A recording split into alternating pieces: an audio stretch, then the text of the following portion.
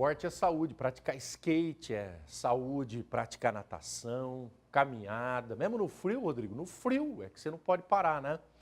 E nós vamos falar agora do que infelizmente interfere na nossa saúde, a alimentação. Comida é tudo, né? A saúde é o que você manda para dentro do pandu. E o Ministério da Saúde, isso em outros países já foi adotado, uma redução da quantidade de sal, de sódio nos alimentos. O sal é conservante, não só para dar sabor, né? O sal é utilizado pela indústria alimentícia mais para conservar do que para dar sabor. E aí tem que pôr sal para dedéu, né? Já reparou na quantidade de sódio nos rótulos dos alimentos? Há uma meta no nosso país de uma redução de 28 mil toneladas de sal presente nos alimentos até 2020. É um mundo de sal, né, que nós vamos parar de mandar para dentro do buchão. Agora, tem como eu, né, hoje, já evitar esse consumo excessivo de sal? O que é que eu posso fazer para não comer desenganado aquilo que vem, que é um charque puro? Roda. Poliana tem um hábito ainda pouco comum entre os brasileiros. Ela verifica a tabela nutricional dos alimentos antes de levá-los para casa. Eu olho se tem emulsificante, xarope de milho, essas coisas. Você se preocupa com a quantidade de sódio, por exemplo? Sim, muito, porque faz muito mal, né? E eu sempre costumo olhar o rótulo.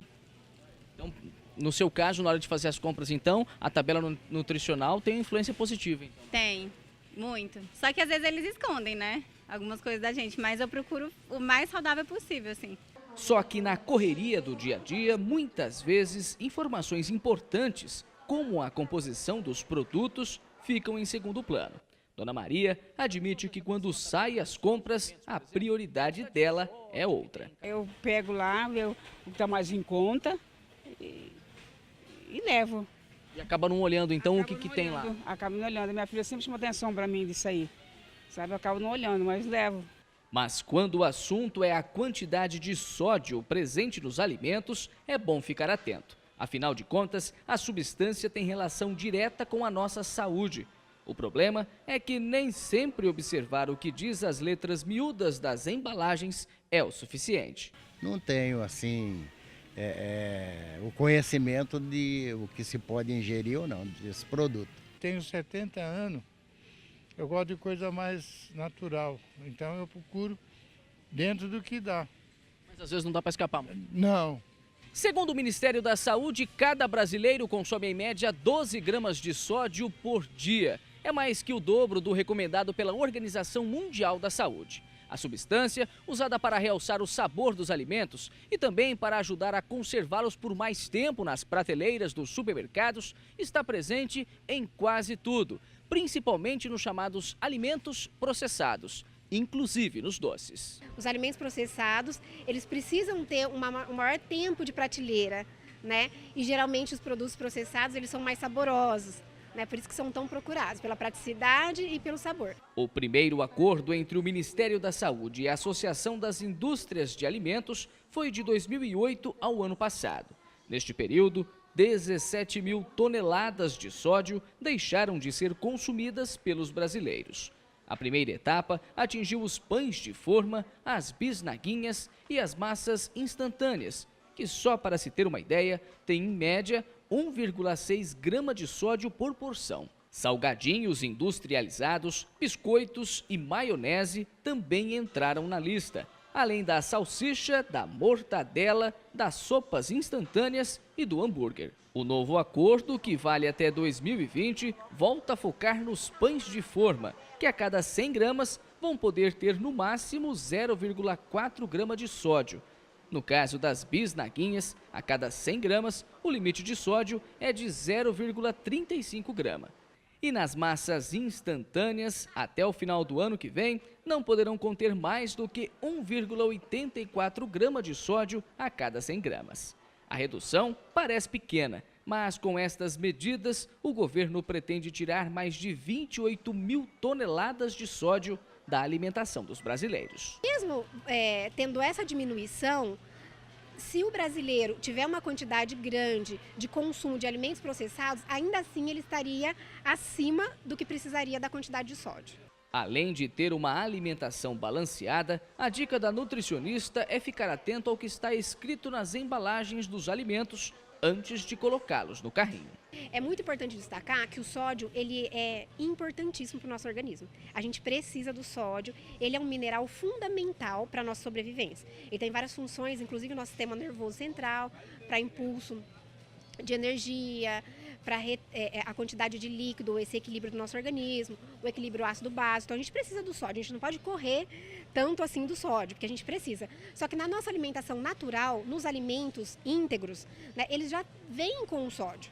E a própria alimentação que a gente prepara, que a gente acrescenta o sal, a gente já consegue a quantidade que a gente precisa. E quando a gente agrega esse alimento processado, aí que a gente tem essa exceção do sódio. Exceção do sódio, né? E aí o sódio em excesso, ele ferra com a pressão alta.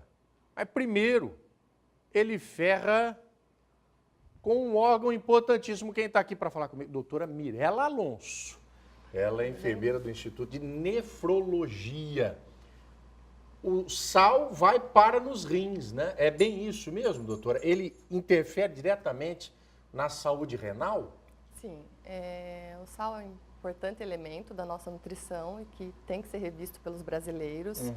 Ele tem uma implicância muito grande ligada à área renal, porque o excesso de sódio no organismo ele é prejudicial e quem faz essa filtragem e essa excreção do sódio no nosso organismo são os rins. E aí dá pedra no rim demais? Causa cálculos renais, ele sobrecarrega o funcionamento da função renal e esse rim trabalhando sob pressão, ele vai ter uma sobrevida menor, ele vai ter seu prejuízo, né, podendo ocasionar uma doença renal, que consequentemente pode haver precisar de uma substituição num tratamento de hemodiálise ou de uma diálise. Não é fácil encarar uma hemodiálise, que não é fácil, sobrecarregando também os outros órgãos. Hoje, o maior causador de doença renal é a hipertensão. E ela está ligada diretamente ao uso de sódio em excesso. E o controle da pressão é feito pelas glândulas suprarrenais, né? As enzimas ali, os hormônios. Os nossos rins, eles controlam a quantidade de líquido no nosso organismo, né? Então, se eu tenho um excesso de sódio no nosso organismo, ele vai reter a água, causando inchaço. Engorda para a boneca, né? Engorda, tem a questão do sobrepeso, que também é um complicador. Porque ele precisa regular esse excesso de sódio dentro do nosso organismo. Ele precisa diluir esse sódio para estar balanceado, para que o nosso organismo funcione bem. E aí que a gente entra com a questão das pessoas terem que rever o hábito alimentar, de aprender a ler embalagem. Vem essa onda agora do Ministério da Saúde, né, se preocupando com o que tem na prateleira do supermercado, que as pessoas mudem o hábito, porque esse hábito... Você vai falar agora, você não vai sentir nada porque é uma doença silenciosa, mas ao longo dos anos ela vai te trazer a doença. Você trabalha diretamente com atendimento a essas pessoas que enfrentam problemas renais. Essa análise da vida pregressa até o ponto do problema, geralmente, né, pontuada a vida da pessoa por um abuso desses alimentos muito, né, industrializados, hoje tudo em dia, tem sal. O que a gente vê com a correria do dia a dia, as pessoas acabam indo para o lado prático, né? São os congelados, os embutidos, os fast foods. Hoje a gente vê um crescimento muito grande na área infantil também, tanto de doença renal quanto de obesidade. E aí vai ser tudo sendo adiantado. Está tudo sendo adiantado. Antes a gente via uma população que tinha-se a doença mais no final da vida. Hoje não, a gente vê muito prejuízo vindo da facilidade e hoje em dia está se acordando de novo para essa mudança de hábito, para essa reeducação, né? Vamos lá, vamos voltar, ver o que era bom, porque agora você vai falar, eu não percebo. Pouquinho, todo dia você não percebe, mas ao longo da vida, o excesso de sódio ele vai te deixar rins, né, bem propenso a ter um infarto, um AVC, vai sobrecarregar o coração. A gente vê pessoas jovens sofrendo infartos gravíssimos, né? Sim. E aí é mais fatal no jovem do que numa pessoa de mais idade. Em relação à reversão do processo, do problema, pessoa que tem mais idade, não tem o que fazer, enquanto que o adolescente que for diagnosticado com hipertensão tem já um campo maior de cura ou não? Eu acho ou varia de pessoa para pessoa? pessoa? O cuidado tem que ser para todos, né? Desde a criança até o idoso. mas a doença, uma vez instalada, a doença renal, ela é irreversível. Ela é reversível. Ela é Irreversível. Não tem para onde correr, gente. E aí a gente precisa de um tratamento de substituição, que seria a hemodiálise ou a diálise. Ou transplante. Querida, muitíssimo obrigado por nos atender, nos trazendo aí mais informações Eu que a respeito agradeço. dessa situação, a respeito do... Eu gosto de um charque, gosto de um bacalhau e tal, mas tem que dar uma maneirada. Muito obrigado. Obrigada. Peço licença, a doutora Mirella, que participou com a gente agora à tarde no Balanço Geral para falar sobre isso, né? Sal no coxo para engordar a vaca, meu amigo. Dentro da tua casa você tem que dar uma maneiradinha, né? Ah, mas eu gosto, Rodrigo, daquelas manjubinhas sargadas, eu gosto de um romops na terra do seu Cícero. Peixe sargado é romops que chama, né, seu Cícero? Nosso diretor.